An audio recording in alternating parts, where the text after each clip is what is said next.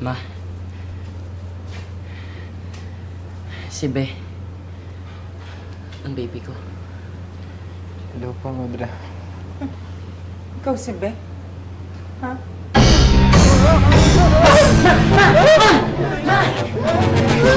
Tama mo si Be! Ma! Ma! Ha? Ayos lang ba kayo? Nakatulala kayo dyan? May sakit ba kayo? Ano inisip niyo? Iniisip ko kung ano ang ihahanda ko pag pinakilala mo na si Be.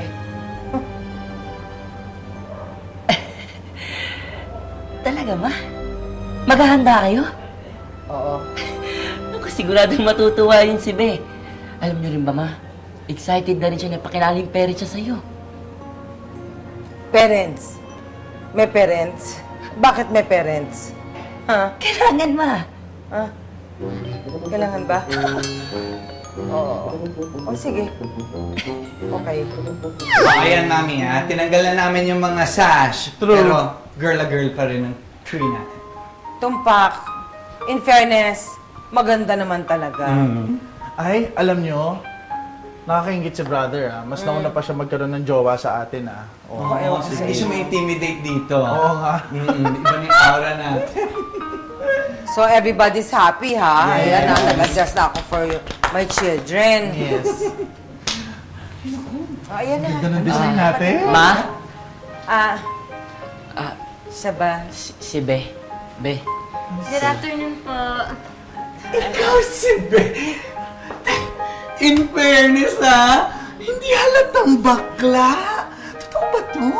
Ang puti ba? Ayan, totoo ba? Kuya!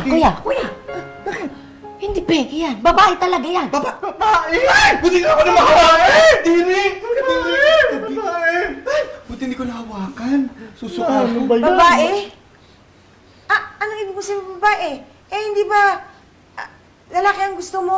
Nakita kita eh. Inabutan mo pa nga. Ay, Bas, yung kuya ko yun. Becky kasi si Kuya Butch. Oo nga, Ma. Kuya niya yun. Eh, crush niya kasi yung Zumba instructor namin. Kaya tuwang-tuwa siya nung binigay ko yung number ng instructor namin. Teka, naguguluhan pa rin ako. Kasi narinig kita eh. Sabi mo, gusto ko ng babaeng pangalan.